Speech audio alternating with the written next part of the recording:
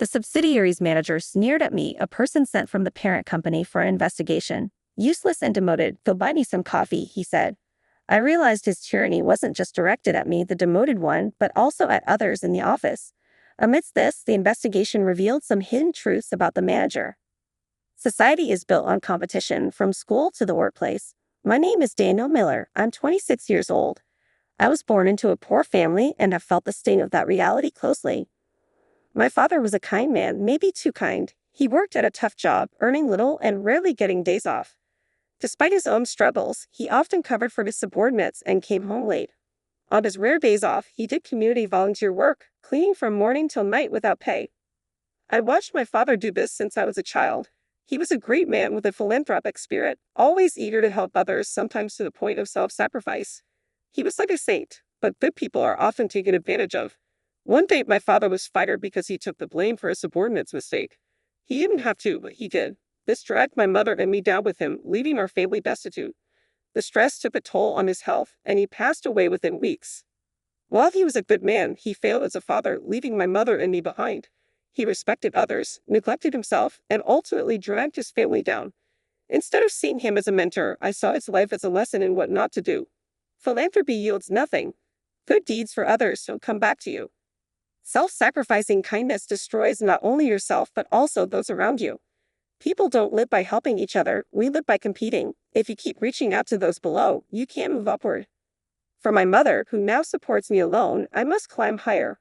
I must survive in a competitive society without destroying my family like my father did. At a large corporate office, amid rows of desks, employees were diligently working.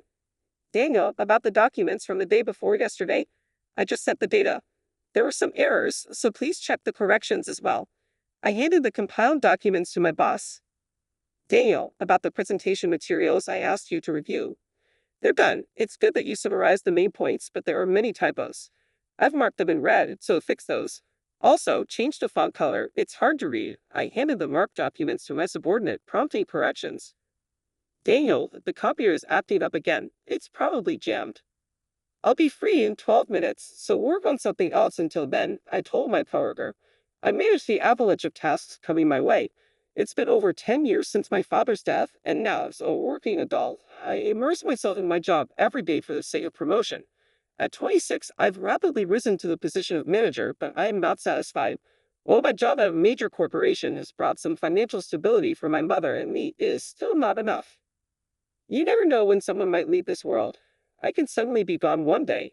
To ensure my mother doesn't suffer if that happens, I need to save as much as possible. Therefore, in my vibrant 20s, I want to work as hard as I can and climb the ranks as far as I can.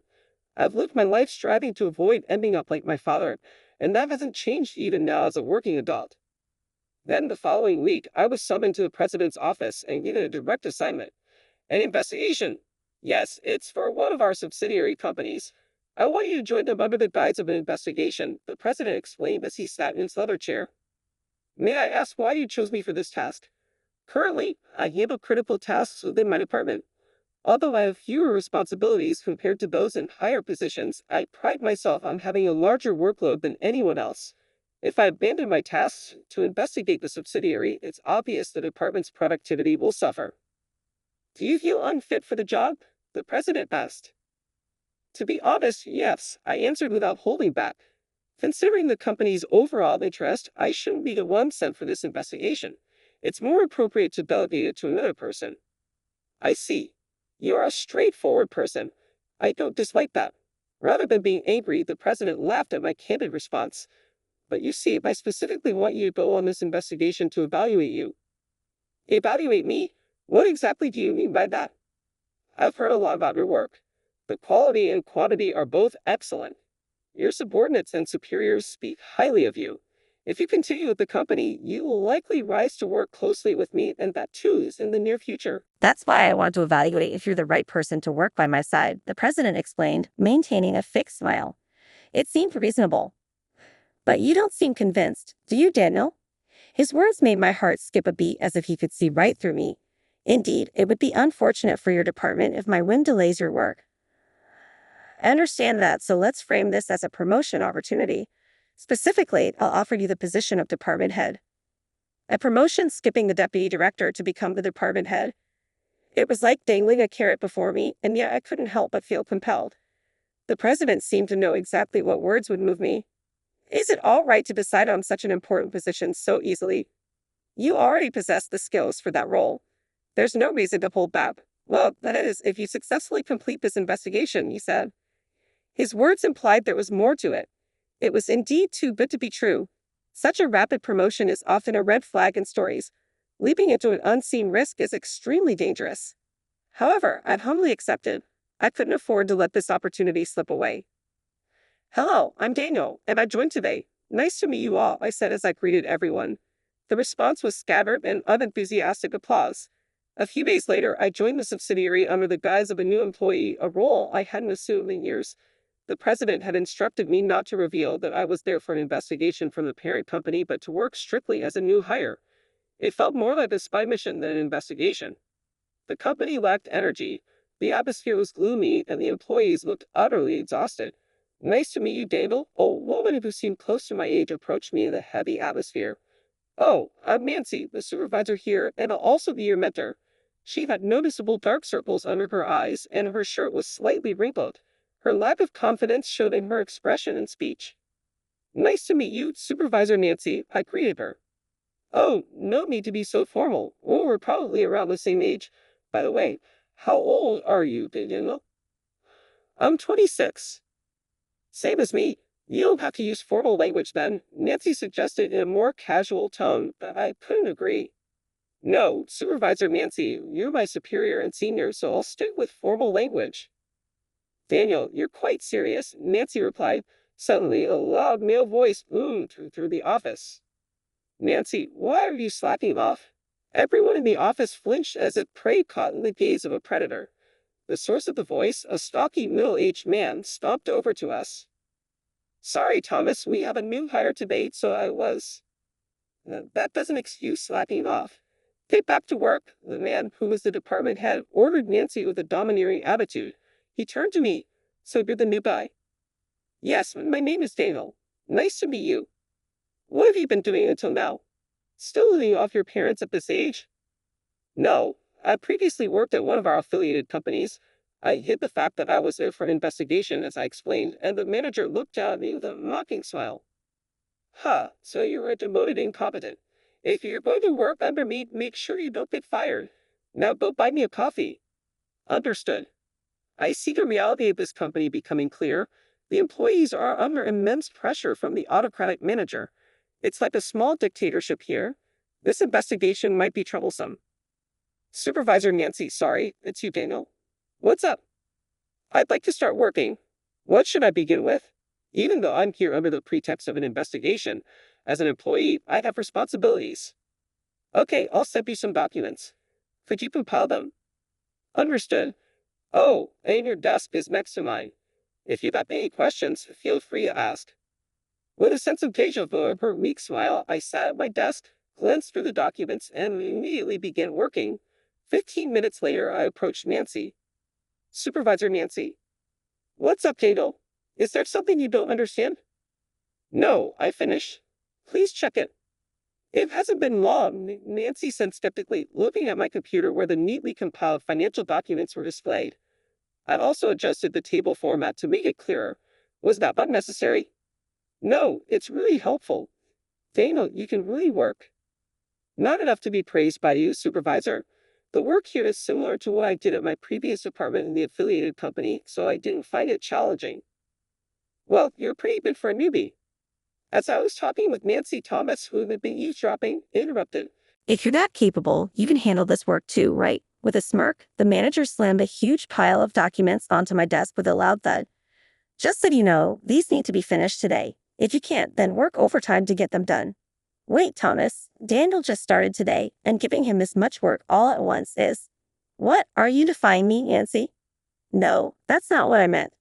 Then shut up and do your own work. And you, rookie, make sure you finish this by today. The manager spat out his orders and returned to his desk. I flipped through the mountain of documents to check their contents. This was clearly not the kind of work a newbie should be doing. It was the manager's work that he had dumped on me. Whether it's harassment or a tough initiation, it's a cruel move. Are you okay, Daniel? It's impossible to finish this on your first day. I'll do it for you, Nancy offered, seeing my slightly furrowed brows in frustration. She had her own work, and taking on this task to finish everything by today was impossible, even if I overestimated her abilities. No problem. For this amount of work, I don't need a whole day. Just before lunch break, I handed the completed stack of documents to the manager. What? Don't be ridiculous. If you doubt me, please check. The manager glared at me suspiciously, but I stood firm. He flipped through the documents with an annoyed expression, which quickly turned to astonishment. This is impossible. There's no way that amount could be finished today. You told me to finish it today. Why are you surprised? Shut up. Now for your next task. Before that, please look at this document. I placed a sheet of paper on his desk, and he tilted his head in confusion. What is this? It's a document that was mixed in with the ones you gave me earlier. It's a report you wrote, but it had many issues, so I took the liberty of correcting it. The key points are not clear, and the introduction is too long. It needs to be concise for the message to be understood. Also, there are many typos. You meddling. I've highlighted the corrections in red, so please make the necessary changes, if possible, by today. The manager's face turned red with anger and embarrassment. If those at the top don't do their jobs properly, it affects those below. Mistakes like these need to be pointed out regardless of the position. Excuse me, I'm leaving for the day. On my first day, at the end of the regular working hours, I had already finished the tasks assigned by the manager in the morning and afternoon. I completed my work and helped Nancy with hers. With nothing else urgent to tackle, I decided to leave. Oh, Daniel, wait a moment. As I was about to leave, Nancy, who was also getting ready to go, called out to me. Do you have time after this? Thanks to you, I can leave without any overtime today. I was wondering if you'd like to grab dinner together. It's okay if you can't go. An invitation to dinner? I usually avoid socializing with colleagues outside of work, but this could be an opportunity to learn more about the workplace and ensure things run smoothly. I'd love to join you, I replied. Nancy smiled happily. If we're going out for dinner, I know a good place. The restaurant I chose is a French place often used for client entertainment. It's pricey, but the private rooms make it easy to talk. It's the perfect place to get information from Nancy. This place looks expensive. I hope I have enough money, she said, glancing around the opulent interior with a hint of worry. I'll pay, so don't worry about it. But I wanted to treat you as a thank you, so I should. I chose this place, so I'll cover it. Consider it my thanks. Nancy didn't realize it, but this is part of my job. It won't be covered by expenses, but it's my responsibility to pay. Though Nancy seemed slightly uneasy with my response, I led her to the usual private room. Jumping straight into business would be awkward, so we ordered food and made small talk until the food arrived. May I ask you something, Supervisor Nancy? Are you dissatisfied with the company? That's a sudden question. Well, it would be a lie to say I have no complaints. The workload is heavy, there's overtime every day, and our boss is, well, you know how he is. Maybe it's my own fault for being so clumsy. Nancy gave another weak smile. Have you ever thought about quitting? Honestly, I've wanted to quit many times. There were even darker thoughts than quitting, but sorry, you probably didn't need to hear that. Then why don't you quit? From the moment I first saw Nancy, I understood she wasn't in a good mental state. Continuing to work at this company wasn't beneficial for her. Switching jobs would offer more advantages. Without hesitation, Nancy responded, if I quit, it would make things harder for my colleagues and subordinates. Thinking about them keeps me going. I saw the look in Nancy's eyes and felt a strong sense of déjà vu. It was the same look I often saw as a child, the eyes of someone who believed in living for others and saw self-sacrifice as an absolute virtue. The same eyes as my late father. Realizing this, I couldn't help but furrow my brow. I suppressed the rising feeling of disgust and tried to maintain my composure. Daniel, you're so kind, Nancy said with a smile. Kind? Me? Yes, you've been listening to me sincerely. That's not. I tried to deny it, but the words got stuck. Now that I think about it, I intended to ask about the company, but I ended up asking about her. And even though it's your first day and there's so much you don't know, you've helped me with my work and were considerate of the other employees. It's clear to me that you're a kind person. I was just doing my job. I didn't intend to be kind to anyone. That maybe being kind to others is just natural for you. Her words confused me. I never intended to be kind to anyone. I only interacted with people as part of my job. In a competitive society, I have described unnecessary kindness and involvement. I've never once compromised that belief, so why do I feel so unsettled inside? A week has passed since I started this investigative assignment. I've had no trouble with the regular duties, and the investigation is progressing smoothly. This morning, after checking something with the accounting department, I reported to work as usual. Oh, good morning, Daniel. Supervisor Nancy, looking healthier since I reduced her overtime, greeted me. Good morning, I replied as usual. Since the dinner on my first date, I've been avoiding her a bit. Her words that day have stuck in my mind. Her casual comments seem to challenge the very foundation of my personality. I'm not sure if I feel disdain or fear towards her. Even though I want to keep my distance, it's impossible with her as my mentor and our bests being next to each other. What a dilemma. Is something wrong? If you need help, well, I'm here. Nancy reacted instinctively to my muttered complaint. No, it's fine. This isn't something the cause of my troubles can help with. At that moment, another problem arose. Hey, Daniel. A loud voice echoed through the office as soon as I arrived. It was Thomas, my current manager. What is it, Thomas? I stood up and asked in front of his desk, and he briefly smirked. So, what does it mean? What's the deal with these documents? I asked for the day before yesterday. Thomas pounded his hand on the documents on his desk, clearly displaying his anger. Was there a mistake? Yeah, a big one. This contract with our client has errors in the terms. I glanced at the document he shoved in my face. Sure enough, there was a mistake. However, it was a mistake I had no recollection of making. This is a major client. The documents have already been sent, and do you realize how much the company will lose if this deal falls through? To you, Daniel. The documents I handled have been tampered with. It's obvious who did it. The manager wants to pin the mistake on me since my first day. I've repeatedly pointed out his mistakes, wounding his pride. This is his petty revenge. You don't think you can get away with this, do you? Get on your knees and apologize. If you don't, you're fired. This is beyond childish and foolish. It feels like talking to an oversized kindergartner. I refuse. If you have nothing else, I'll return to work.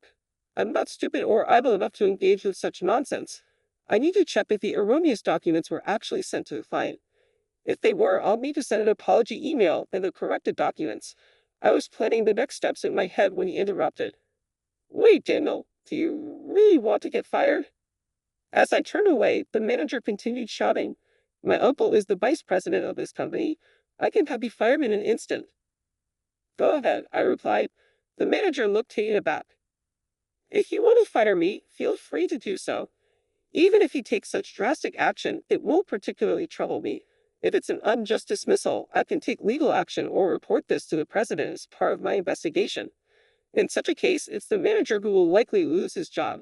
I have no intention of stopping him from shooting himself in the foot. You really mean it? You'll end up on the streets? Yes, do as you please. Wait!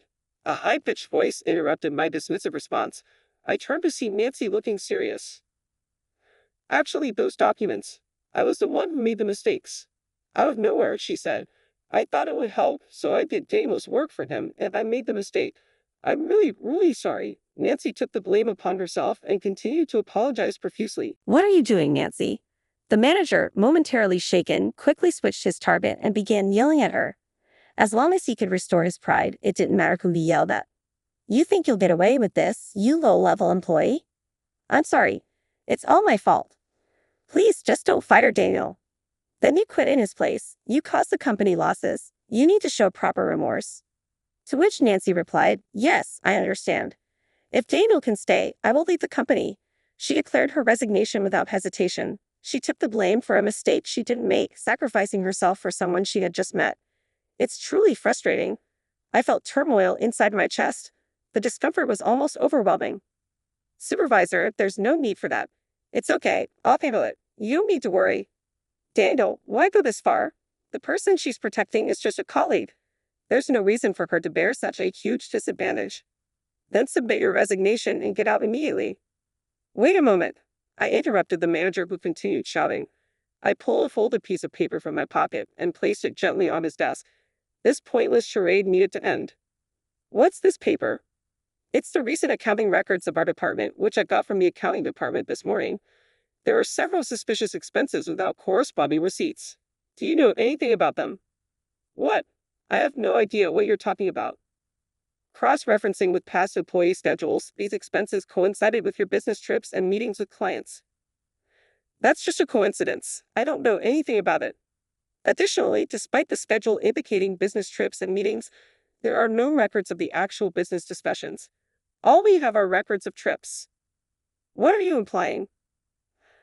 I answered the manager's question honestly. You've been embezzling company funds, haven't you? When confronted with this fact, the manager visibly panicked. You've also been using company funds for personal expenses. We found receipts under the company name. That can't be. The vice president made sure to handle it.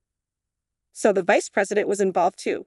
I had suspected this ever since I learned that the manager was hired through connections.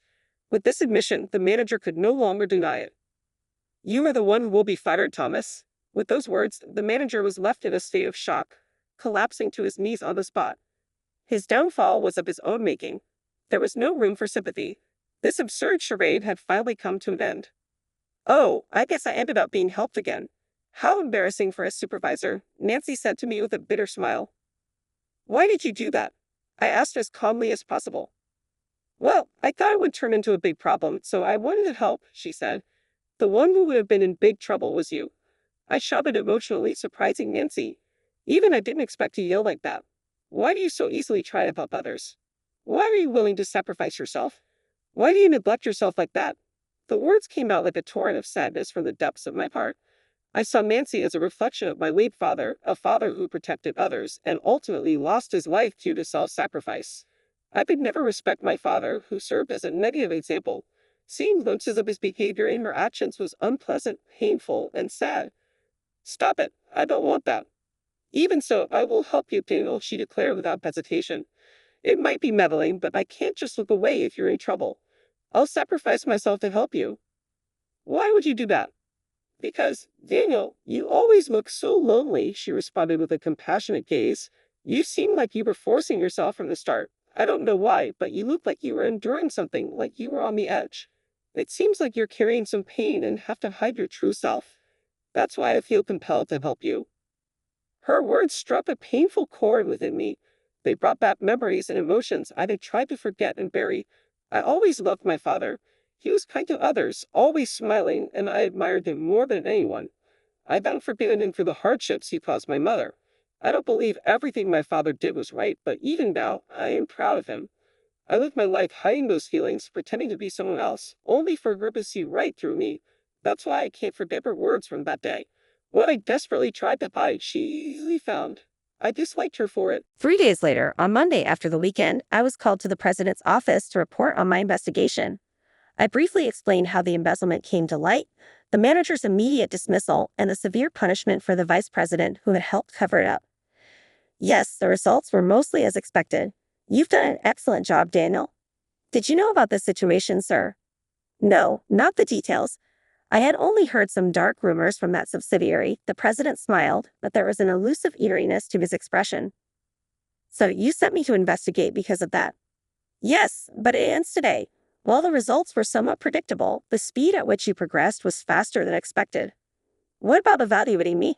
How did that turn out? The primary purpose of this investigation was to assess my abilities. Oh, that was just a pretext, so don't worry about it. I've known about you for a long time. Then why did you assign me this job? Actually, I just wanted to dump a troublesome task on you. Sorry, Daniel. I slightly furrowed my brow at the president's nonchalant explanation, expecting a deeper reason. Don't be mad, Daniel. I'm not mad, just a bit annoyed. You're as honest as ever, the president laughed brightly, remaining as elusive as always. Anyway, from now on, I'll be counting on you as the department head as promised. I'd humbly accept, I said. The president keenly observed my reaction. Oh, you don't seem very happy. That's not true. It's rare for an honest person like you to lie. Have you had a change of heart? Nothing significant. I have no intention of distorting my feelings now. Sure, that day I exposed my true feelings, but that doesn't mean I should deny who I've been. I will continue to strive for promotion to survive in this competitive society. I will make necessary choices and eliminate anything unnecessary. I won't change. Never. I said this to avoid making the same mistakes that caused my family so much pain. The president smiled slightly. I see. That's just like you.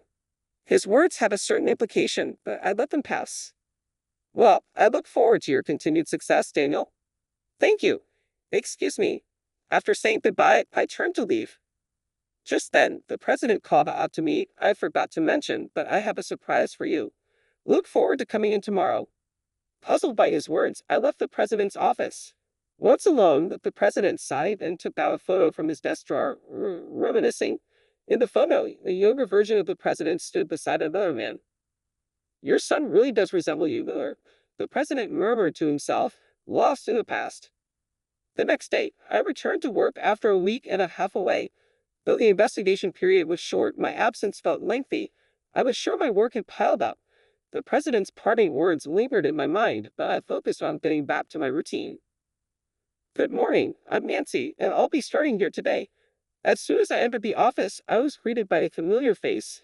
It was my former supervisor and mentor, someone I disliked. Pleased to meet you, Daniel. We met again, but now with reverse roles. Nice to meet you again, Nancy.